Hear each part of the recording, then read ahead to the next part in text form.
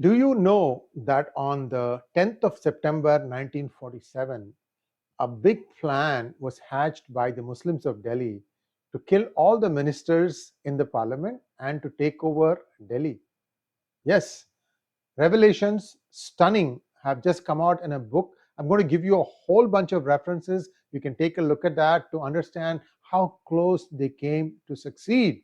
And who was it that actually snuffed out the plot, convinced Patel to bring in the troops so that they could take out all these things?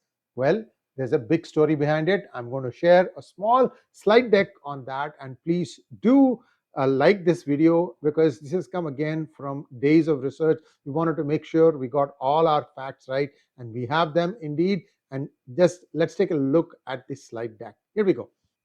How RSS, the Rashtriya Swayamsevak Sangh, and Patel saved Delhi in 1947. Hidden history has now been revealed. On the midnight of 9th of September 1947, Sardar Patel received crucial intel about something that was imminent in Delhi from the Rashtriya Swayamsevak Sangh. If you remember, there was a bunch of people in Delhi who were threatening that Delhi will go to Pakistan. This has been mentioned in many other people's stories also. I've heard this from many people that the Muslims in Delhi, especially what is currently the Chandni Chowk and many other masjids, we're going to cover all that stuff, that they were so belligerent at the time of partition that they wanted to unite with Pakistan. So people were very scared that that might happen. In fact, if you see the movie Sardar 1993, there is one line that says, Agar Delhi haath se nikal gaya.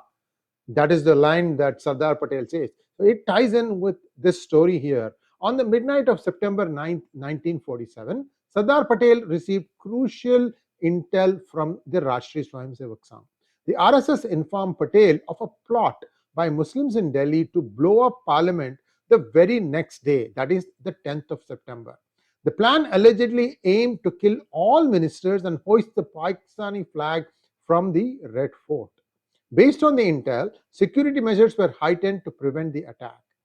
Patel immediately swung into action and called the army commander Akin Lake and asked him about the military situation.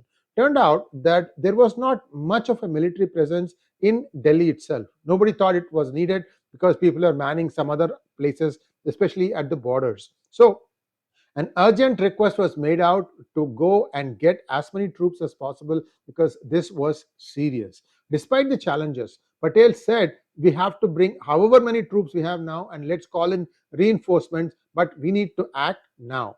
Viceroy Mountbatten was present during these discussions. The troops were ultimately mobilized to avert the potential threat.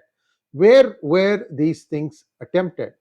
Raids were carried out across Delhi in locations identified by the Sangh, recovering a large quantity of arms from mosques in Paharganj, Sabzi Mandi, and Mehroli. Muslims fought back using Sten guns and Bren guns, though they were ultimately overpowered by the army.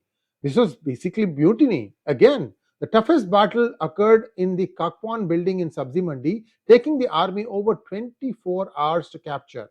The army engaged in continuous fighting for 4 to 5 hours to capture the Mehroli mosque. Now, there is mention by Acharya Kripalani on this, and I have given you the link for that also. What he has said is that large quantities of bombs, firearms, and ammunition, including Sten and Bren guns, were discovered in Muslim homes. Factories manufacturing these weapons are also uncovered. Intense battles occurred with these weapons being openly used. Many Muslim policemen, this is important, guys, fled with weapons to join the rebels, causing challenges for the government. Police and army from other provinces had to be called in to quell the riots. Senior Muslim government and police officers, along with Delhi University officials, planned to capture Delhi. So this is a deep-rooted mutiny. They had planned it all out, and here is how they unearthed the whole plot. RSS volunteers posing as Muslims discovered the plan and informed the RSS leaders. Volunteer Khosla and his team, disguised as guards, stole the safe containing the plan from university officials' residence. Documents outlined a large-scale plot to seize Delhi. RSS activists had informed Patel, and because of this timely intervention, they saved Delhi in 1947 from a bloody coup by a bunch of Muslim officers and government officials. Now I hope you understand when I say that madrasas have to be closed. Any religious school has to be closed as long as it wants to talk about that people are kuffars and that kuffars shall be killed. All that nasty stuff that comes out, that needs to go. Unless they are willing to do that, I don't see need for madrasas. Everything that can be taught for one day, like in Sunday school that happens in churches.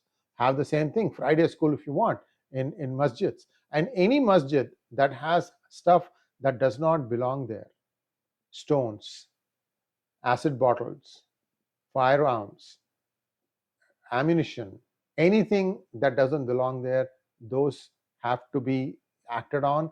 The mutawali has to be prosecuted under the due course of law. These are all things that are needed, because what is there today, we are slowly setting ourselves up for this kind of a problem. And this is not just India, but in many other countries also. Now it has become a real problem because this has spread to all countries. India has been suffering and battling this for many decades, but now it is becoming more front and center. Thanks for watching. Please like, share, and subscribe to our channel. Don't forget to click on the bell button for notifications. Namaskar.